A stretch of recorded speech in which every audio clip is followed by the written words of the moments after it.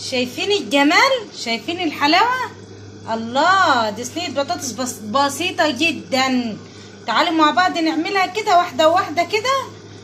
هنعرف مكوناتها، مكونات بسيطة وسهلة وسريعة جدا. يلا مع بعض، يلا بينا على الفيديو. بسم الله الرحمن الرحيم. حبايبي ومتابعيني، تعالوا نعمل مع بعض ايه النهارده؟ صينية بطاطس. بصوا، احلى حاجة في صينية البطاطس لما بتعمليها بتبقى كل حاجتها كده متقطع بالسكينة كده وحتت كبيرة. بصوا احنا حطينا الصينية وحطينا مادة دهنية، وبعدين هنضيف، بصوا اول حاجة هنضيف البصل كده اهو. نضيف البصل اول حاجة كده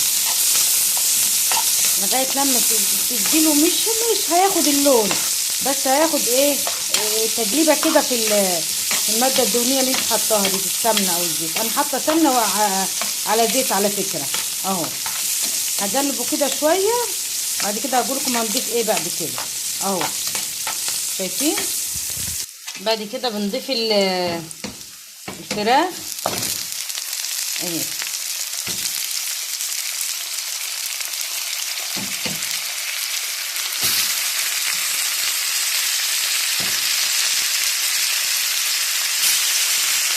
غطينا حتت كده عشان تستوي حلو، عشان تستوي مع البطاطس اللي احنا هنحطها اهي. جلبها شويه كده في البصل. بعد كده هنعرف احنا هنعمل ايه. بصوا اهي، واحده واحده كده وخطوه خطوه. هنقلبها كده ونسيبها شويه في البصل كده تتجلب كده، تاخد طعم البصل كده اهي، وتاخد صدمه من هنا من الجنب ده للجنب ده كده، تفضلي تقلبي فيها كده عشان تاخد الطعم بتاع ايه البصل، وتاخد صدمه برضه اهو. بعد كده بصوا بنضيف البطاطس، بنضيف عليها البطاطس كده وبنقلبها اهو. ريحتها طالعه، انا لسه ما حطيتش توابل، بس ريحتها بسم الله ما شاء الله ايه.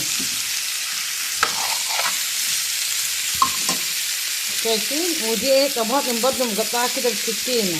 جربوا تعملوا الطريقه دي كده، كل حاجه بالسكينه كده، حتى الطماطم هتلاقوا الحاجات دي بيبقى طعمها حلو جدا على السريع كده، بتبقى كلها انت عاملاها على السريع، ما تكتريش طماطم فيها، هتلاقيها طعمها احلى، هتحسي بطعم الفراخ فيها.